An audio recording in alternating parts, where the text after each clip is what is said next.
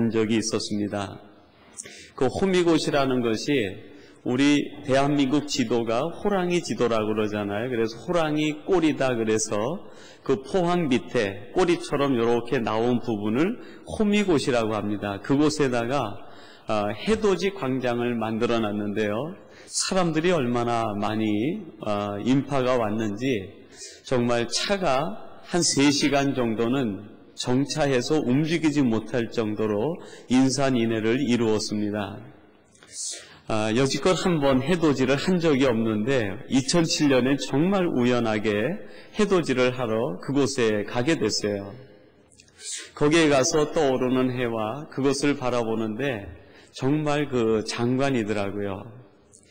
늘 떠오르는 해겠지만은 첫날 떠오르는 그 해가 왠지 더 감격스럽고 더 그렇게 마음에 울렁울렁한 기분을 주더라고요.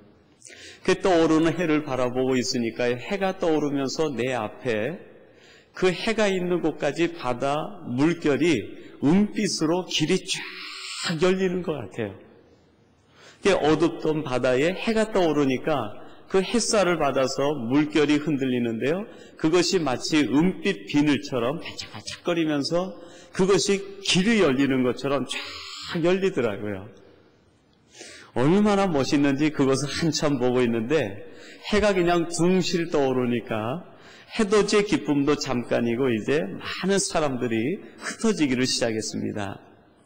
저희 일행도 더 이상 해돋이 볼 것이 없으니까요. 돌아가야지 하고 이제 차 있는 곳으로 가려고 일행이 돌아섰어요. 돌아서는 순간에 제 앞에 깜짝 놀랄 만한 일 하나를 제가 발견했어요. 어마어마한 건 아니고 여러분, 제가 해가 비치는 곳을 등지고 돌아서자마자 제 앞에 어떤 길이 열리게 되었을까요? 제 그림자가 검은 길을 쫙 만들기 시작합니다.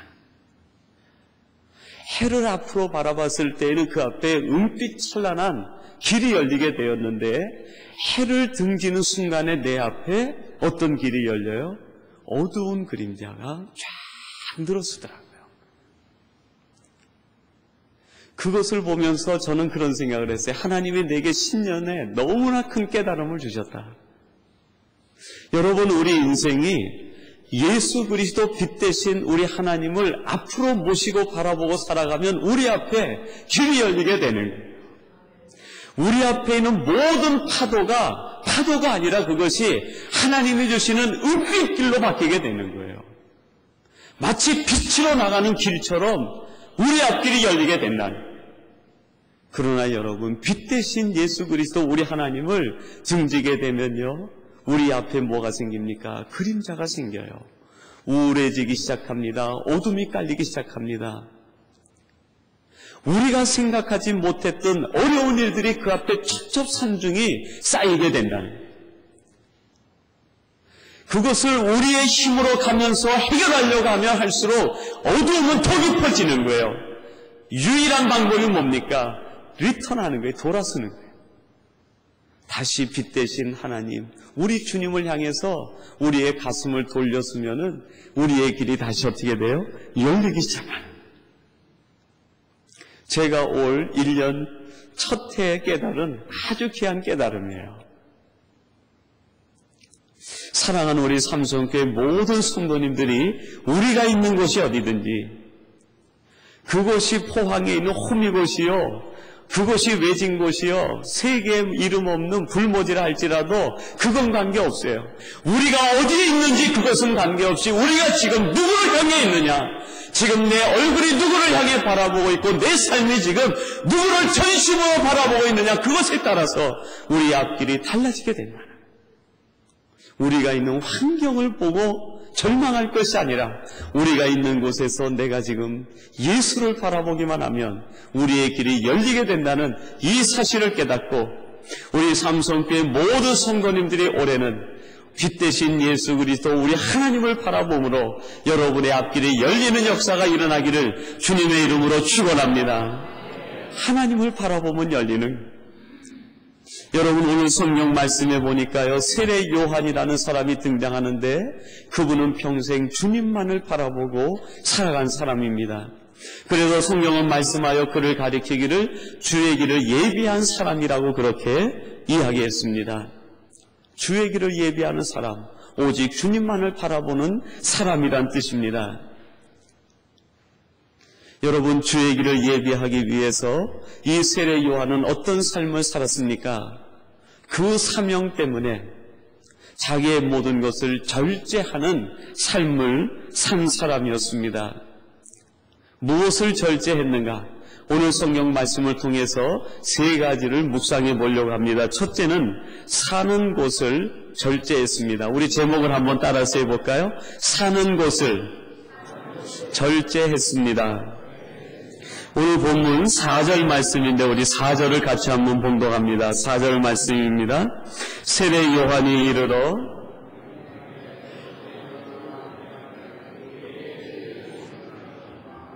아멘. 세례 요한이 이르러 광야에서 죄사함을 받게 하는 회개의 세례를 전파하니 그랬습니다. 세례 요한이 지금 있는 곳을 이 4절은 어디라고 지적합니까? 광야에서라고 얘기합니다. 그는 사명 때문에 자기의 사는 곳을 어디로 위치하고 있습니까? 광야에다 위치해서 살아가고 있는 거예요. 세례 요한이니까 그렇겠죠. 그럴지 모르겠어요, 여러분. 그러나 세례 요한이 광야로 가기까지 그는 너무나 큰 것을 포기해야만 했습니다. 쉽지 않은 것을 포기한 사람이에요. 이 세례 요한의 출신에 대해서 누가복음은 얘기합니다. 누가복음 1장 8절에선 아버지가 어떤 사람인가를 이야기합니다. 마침 사가랴가 그 반열의 차례대로 제사장의 직무를 하나님 앞에서 행할세 그랬습니다. 그리고 이어서 누가복음 1장 5절에선 어머니가 누군지를 밝히고 있습니다. 유대왕 헤롯 때에 아비야 반열에 제사장 하나가 있으니 이름은 사가랴요 그 안에는 아론의 자손이니 이름은 엘리사벳이라 그랬습니다. 아버지는 사가랴로서 제사장의 직무를 맡은 사람이에요. 그리고 그 해에 반열에 따라서 차례에 의해서 이 사가랴가 제사장의 직무를 맡게 되었다는 것을 이야기합니다. 모든 제사장들 가운데서 제비를 뽑아 가장 우두머리가 되어서 제사 직무를 수행하는 선임자가 되었다는 거예요. 어머니는요, 아론의 자손 중에서 엘리사벳이라는 이름을 가진 여인이라고 그렇게 이야기합니다. 여러분, 구약법에 따르면 제사장은 반드시 아론의 자손 중에서만 나오게 돼 있어요. 레위 지파 중에서 아론의 자손만이 제사장이 될 수 있는 거예요. 목사님, 제사장이면 제사장이지 제사장이 뭐 그리 대단합니까? 그럴지 모르겠습니다. 그러나 예수님 시절에, 세례 요한 시절에 제사장이 어떠한 위치에 있는지 알면 여러분들이 그렇게 얘기하지 못할 것입니다. 사무엘 이후로 이스라엘의 모든 정치가 세 개로 삼권이 분립이 되어집니다. 사무엘은 한 가지로 가지고 있었는데요, 그것이 사무엘 이후에 왕정시대가 되면서 삼권이 분립이 돼요. 왕이 세워지게 됩니다. 그리고 하나님의 말씀을 받아서 전하는 누가 세워집니까? 선지자가 세워져요. 그리고 백성들이 죄를 지었을 때 그 죄를 대속하는 직무를 감당하는 누가 세워져요? 제사장이 있게 돼요. 사무엘은 이 세 가지를 하나로 감당하던 위대한 사사였습니다. 그는 실로에서 12도를 다니면서 이스라엘의 지파 모두를 다스렸어요. 그리고 제사장의 직무를 했습니다. 그리고 하나님으로부터 말씀을 받아서 전하는 기능을 사무엘은 온전히 통전적으로 자기가 이루었어요. 그래서 그 사무엘을 가리켜서 예수 그리스도의 원형이다 그렇게 얘기를 합니다. 그러나 사무엘 이후에 이 모든 직능이 세 가지로 분류가 됐어요. 왕이 있게 되었습니다. 선지자가 있게 되었습니다. 제사장이 있게 되었습니다. 이 세 직무가 이스라엘 역사를 보면은요, 가장 특권층의 사람들이에요. 지도급에 있는 사람들. 그런데 역사가 진행되어지면서 이스라엘의 왕정이 무너지기 시작합니다. 여러분, 주전 587년 바벨론에 의해서 마지막 남은 이 남쪽 유다라는 나라가 패망하게 되고 그 마지막 임금이었던 시드기야가 붙잡혀가게 돼요. 자기 아이들이 죽는 것을 보게 한다며요. 시드기야 눈을 뽑아서 볼모로 잡혔다가 시드기야가 죽게 됩니다. 유다의 마지막 왕인 시드기야가 죽음으로 인해서 더 이상 유대에는 누가 없습니까? 왕이 없어져 버렸어요. 왕이. 하나님이 말씀하지 않으시니까 이제는 뭐가 없어져요? 선지자가 없어졌어요. 마지막 남은 기득권이 있는데 그 지도층의 계급의 사람이 누굽니까? 제사장의 사람. 이 제사장의 사람들이 바벨론에 끌려가서 회당을 짓고 바벨론 포로로 들어올 때 그들이 백성을 끌고 들어와서 결국 이 제사장의 직무지만은 그들이 왕의 역할을 하게 됩니다. 그래서 예수님 시대에 최고의 권력을 가지고 있었던 사람들이 바로 이 제사장 그룹이었어요. 근데 유대법에 따르면요, 이 제사장은 30세만 되면 제사장의 직무를 하게 돼 있어요. 그러니까 여러분이 세례 요한은요 30세가 되기만 하면 유대 사회에서는 최고로 높은 직책을 가지고 살 수 있는 사람이 돼요. 제사장의 역할을 하면서 온갖 영화를 누릴 수 있습니다. 제사장의 일을 하면서 모든 기득권에 힘을 가질 수 있습니다. 권력이 자기 손에 들어옵니다. 모든 부귀와 영화가 자기에게 돌아올 수 있습니다. 그러나 세례 요한은 그것보다도 하나님께서 그에게 먼저 주신 사명을 생각을 했어요. 내게 돌아올 부귀 영화, 내게 돌아오는 권력, 내게 돌아오는 명예, 인기, 그거보다 앞서서 무엇을 먼저 생각했습니까? 사명을 먼저 생각했어요. 주의 길을 예비하라. 이 사명 때문에 결국 이 세례 요한은요, 그가 누릴 수 있는 모든 권력과 모든 부귀 영화를 포기하고 광야로 들어가서 살게 됩니다. 여러분, 우리는 어떻습니까? 사명 때문에 절제하고 있는 것이 무엇이 있는가? 사명 때문에 지금 내가 절제하고 있는 것이 무엇인가? 오늘 이 세례 요한의 모습을 보면서 세례 요한은 사명 때문에 사는 곳을 절제했는데 그는 광야로 갔는데 지금 나는 어떤 삶의 자세로 살아가고 있는가? 여러분, 광야는 어떤 곳입니까? 궁핍의 장소입니다. 환난의 장소입니다. 고통의 장소입니다. 결핍의 장소입니다. 이스라엘 백성들이 애굽에서 나와서 광야로 들어갔을 때 그들은 광야로 들어가자마자 하나님을 향해서 원망하기 시작했습니다. 왜 원망합니까? 없기 때문에요. 하나님 물이 없습니다. 먹을 양식이 없습니다. 하나님 쉴 곳이 없습니다. 그늘이 없습니다.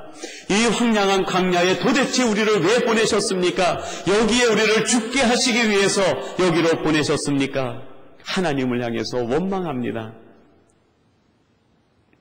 여러분, 우리들은 사명 때문에 광야로 들어갈 수 있는 용기가 있어야 되는 거예요. 그게 무슨 뜻입니까? 사명 때문에 궁핍에 처할 줄도 알고, 사명 때문에 환난에 처할 줄도 알고, 사명 때문에 광야로 들어가는 것처럼 고난에 스스로 처할 줄도 알고, 그것이 세례 요한을 통해서 오늘 우리에게 주시는 첫 번째 교훈이 아니겠습니까? 또한 광야의 의미가 있는데 그 광야는 여러분 훈련의 장소입니다. 단련의 장소입니다. 광야는요 아무것도 볼 것이 없어요. 그러니까 오로지 누구를 바라봐야 됩니까? 하나님밖에는 볼 것이 없어요. 광야에는요 아무것도 볼 것이 없어요. 여러분, 우리가 사는 세상을 종종 광야라고 비유합니다. 우리 눈에 이 세상에 너무나 볼 것이 많으면 아직 우리가 더 깊숙한 광야로 들어가지 못한 거예요. 더 깊숙이 광야로 들어가면 더 이상 볼 것이 없어요. 마지막에 누구만 보게 됩니까? 하나님만 보게 되는 거예요. 세례 요한은 광야 속에 들어가서 스스로 자기 자신을 고난에 궁핍에 처하게 하고 오직 예수 그리스도만 바라봤습니다. 왜 그랬을까요? 그리스도만 바라보지 않으면 자기가 다시 집으로 돌아가기만 하면요 부귀와 영화가 돌아옵니다. 세습되어지는 그 권력과 세습되어지는 부귀 영화가 자기 손에 돌아옵니다. 그것을 끊임없이 절제하기 위해서 그는 광야로 들어가서 오직 예수 그리스도, 오직 하나님만 바라보는 사람이 된 겁니다. 여러분, 우리가 눈을 돌려 세상을 바라볼 것이 아니라 광야 깊숙이 들어가서 거기에 임재해 계시는, 우리를 기다리시는 여호와를 바라보심으로 우리가 그 속에서 정금같이 단련해서 하나님이 쓰시는 믿음의 사람으로 새롭게 변화되어지기를 주님의 이름으로 축원합니다. 그리고 두 번째로는 읽는 것을 절제했습니다. 여러분, 우리 6절 상반절 말씀인데요, 6절 상반절 말씀을 같이 한번 봉독하시겠습니다. 요한은 약대토를 입고 허리에 가죽띠를 띠고. 아멘. 여러분, 이 세례 요한은요, 사명 때문에 두 번째로 절제한 것이 있는데, 그것이 뭐냐면 입는 것을 절제했어요. 오늘 본문에 보니까 약대토를 입고 허리에 가죽띠를 띠었다 그랬습니다.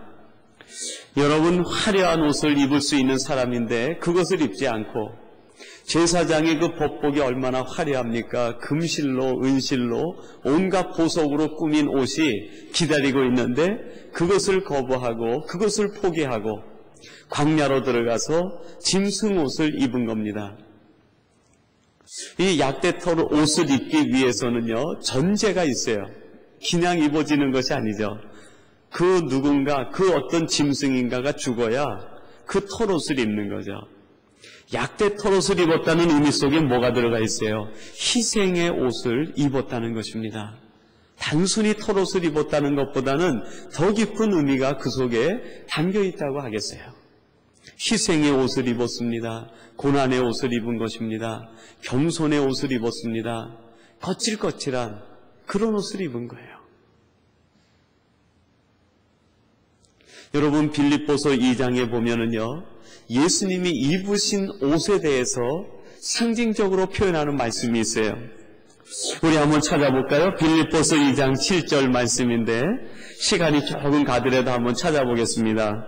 여러분이 잘 알고 있는 말씀이지만 제가 그냥 하는 것보다 여러분이 말씀을 눈으로 보면 의미가 조금 더 새로워집니다. 빌립보서 2장 7절 말씀인데요,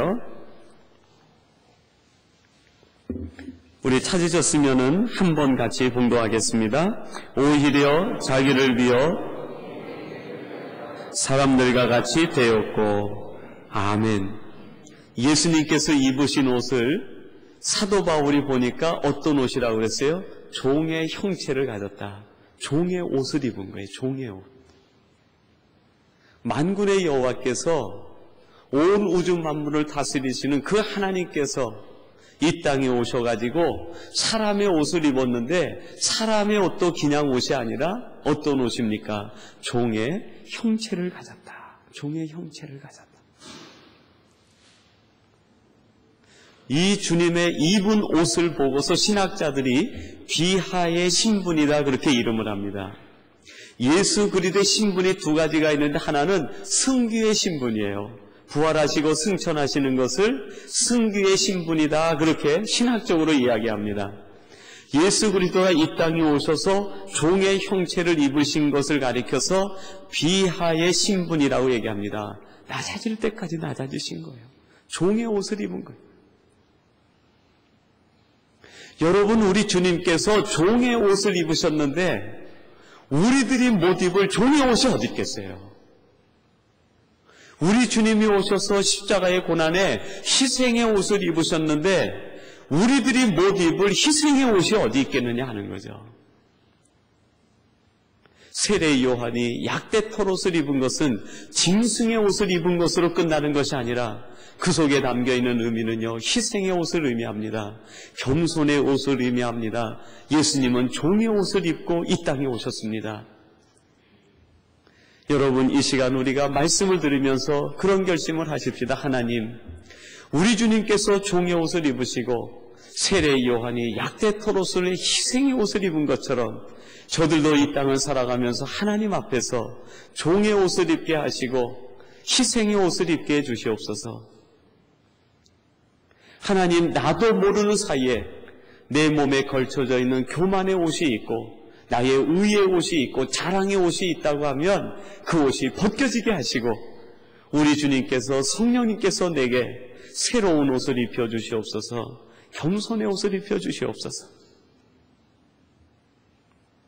세 번째로는요, 먹는 것이 절제했습니다. 먹는 것이 바뀌었어요. 여러분 6절 하반절 말씀인데요, 같이 봉독하십시다. 메뚜기와 석청을 먹더라 그랬습니다. 메뚜기와 석청을 먹었다 그랬는데요, 이 세례 요한은 사명 때문에 먹는 것이 바뀌었어요. 메뚜기와 석청, 그 속에 담겨있는 그 이면을 보면은 메뚜기와 석청은요, 사람이 키우는 게 아니에요. 사람이 키우는 거. 메뚜기 사람이 키우는 거 봤습니까? 석청을 사람이 만듭니까? 아니에요. 메뚜기와 석청은요, 자연 속에서 누가 키웁니까? 하나님이 키워주시는, 사람의 손으로 지은 농산물을 먹는 것이 아니라, 사람의 손으로 인해서 먹는 것이 아니라 하나님이 주신 것을 먹는 거예요. 메뚜기와 석청을 먹는다. 하나님의 사람들, 믿음의 사람들, 주의 길을 예비하고 하나님의 역사에 쓰임받을 사람들은 인간의 노력으로 내 힘으로 내 것을 먹는 것이 아니라 하나님이 주시는 것을 먹는 사람, 하나님이 예비하신 것을 먹는 사람. 어떤 주석학자가 이 석청을 가지고서 반석에서 나오는 꿀이라 그렇게 주석을 하고 그 의미를 달았어요. 반석은 누군가? 예수 그리스도고, 거기에서 나오는 꿀이 무엇인가? 바로 하나님의 입에서 나오는 말씀이다. 여러분, 세례 요한은요, 세상 음식으로 만족하지 않았습니다. 세상 음식의 쾌락을 느끼지 않았습니다. 하나님의 말씀을 즐거워하고 여호와의 율법을 따라 사는 것을 최고의 행복으로 하는 사람이었습니다. 여러분들은 무엇이 가장 즐겁습니까? 무엇이 가장 행복합니까? 하나님의 말씀을 들을 때 행복합니까? 그러면 여러분은 세례 요한의 후예입니다. 하나님의 말씀을 들을 때 기뻐 뜁니까? 그러면 여러분 하나님의 자녀들이요, 하나님의 말씀으로 즐거워하고 하나님의 말씀 때문에 살아가는 성도들인 것을 믿으시기 바랍니다. 하나님의 말씀이 내게 송이꿀보다 꿀보다 더 달게 됩니다. 여러분, 예수님께서 공생의 사역을 시작하기 전에 40일 금식 기도를 하셨습니다. 그 금식 기도를 하고 났는데요, 사탄이 찾아와서 첫 번째 유혹하는 것이 뭡니까? 시험이 뭡니까? 돌 한 맹이를 들더니요, 이 돌을 떡으로 만들라는 거예요. 빵으로 만들라는 거예요. 그때 주님께서 하신 말씀이 무엇입니까? 사람이 떡으로만 살 것이 아니요, 하나님의 입에서 나오는 말씀으로 살 것이니라. 우리는 하늘 양식을 먹고 사는 사람들, 하나님이 주시는 음식을 먹어야 돼요. 영의 양식을 먹고 말씀을 먹고 하나님이 주시는 반석에 나와서 나오는 꿀을 먹고 석청을 먹고 사는 사람들, 그래야 우리의 속사람이 강건해집니다. 속사람이 건강해집니다. 우리의 속사람이 튼튼해져서 하나님이 쓰시려고 할 때 마음껏 쓸 수 있는 능력 있는 도구가 될 수 있는, 세상 양식 먹어가지고 하나님의 일을 할 수 없습니다. 세상과 타협해가지고 하나님 역사에 쓰임받을 수 없습니다. 세상에 의지해서 세상과 타협해가지고 하나님의 도구가 될 수 없다는 것입니다. 세례 요한은요, 사명 때문에 이것을 다 절제하고 그 스스로가 자기를 제한시켰어요. 여러분, 하나님 때문에 우리 스스로 나를 절제하고 제한시키는 것이 무엇인가? 오늘은 말씀을 통해서 세 가지를 묵상했는데요, 사는 것, 먹는 것, 입는 것 그랬는데 그것뿐만 아니라 사명 때문에, 하나님 때문에, 예수님 때문에 우리는 더 많은 것들을 절제해야 됩니다. 우리가 가는 것도 절제하고, 우리가 입는 것도 절제해야 되고, 내가 하고 싶은 취미도 절제하고, 내가 살고 싶은 것도 절제하고, 모든 것을 절제할 수 있는 그것이 성령의 은사고 하나님의 은혜, 우리의 힘으로 되는 것이 아니라 하나님이 내 안에 계시면 우리를 절제시켜 줍니다. 그것이 하나님의 은총이죠. 여러분이 세례 요한을 가리켜서 오늘 성경은 3절에서 이런 결론의 말씀을 합니다. 광야에 외치는 자의 소리가 있어 가로되 너희는 주의 길을 예비하라, 그의 첩경을 평탄케 하라 그랬습니다. 광야에 외치는 자의 소리라고 그렇게 세례 요한을 명령했습니다. 여러분, 제가 지금 말할 때 이 소리가 존재가 여러분 보입니까? 안 보입니까? 보이지 않아요. 소리는 어떻게 들려요. 그래서 소리는요, 존재론적인 그런 존재가 아니라 소리는요, 사명적 존재예요. 제 말뜻이 전달되는지 모르겠어요. 존재 그러니까 뭐 너무 이상해서, 소리는요, 자기 자신이 있는 게 아니에요. 모양을 나타내는 것이 아니죠. 소리는 오직 메시지를 위해서, 사명을 위해서 만들어졌다가 그 소리가 여러분 귀에 전달이 되고 나면 소리가 사라져 버려야 돼요.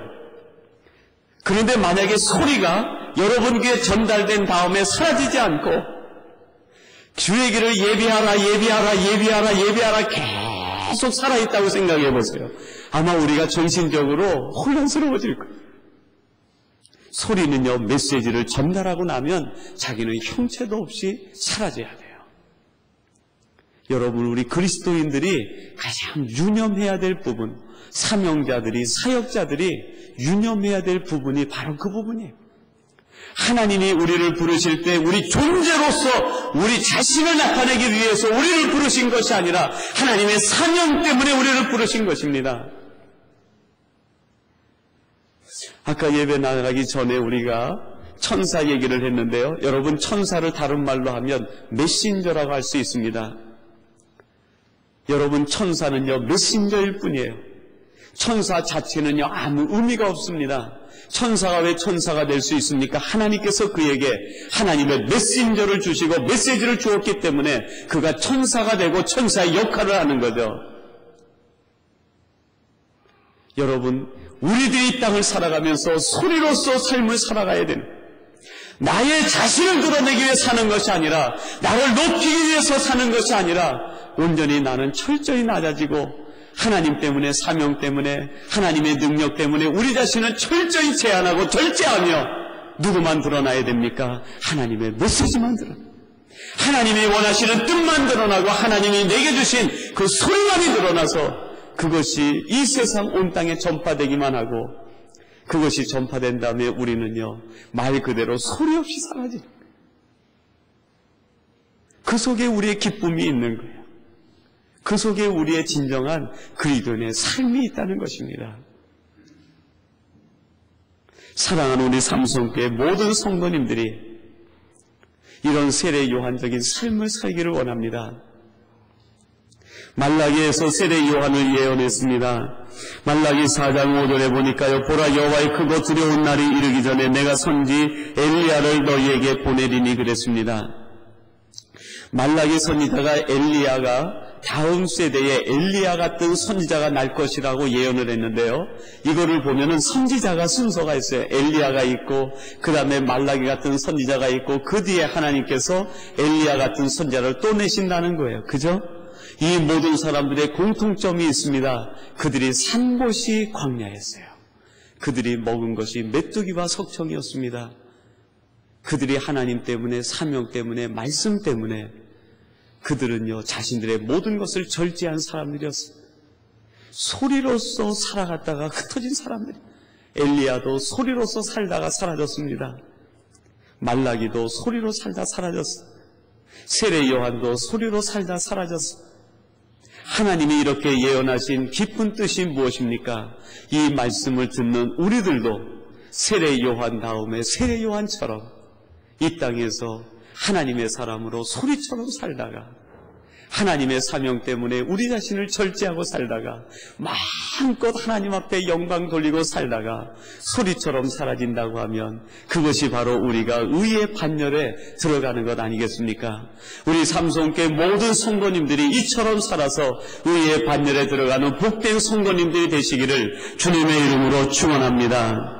하나님 아버지, 감사합니다. 세례 요한을 묵상하면서 세례 요한이 사명 때문에, 말씀 때문에, 하나님 때문에, 예수님 때문에 자기 자신을 절제하며 소리로서의 인생을 산 것처럼 우리도 그렇게 살아가게 도와주옵소서. 우리 삼성교회 성도님들이 그렇게 살게 하시고, 오늘 예배하는 우리 모두가 이러한 결단 속에서 하나님 앞에 동행하는 믿음의 용사들이 되게 해 주옵소서. 제2의 세례 요한이 되게 해 주시옵소서. 예수님의 이름으로 기도하옵나이다. 아멘.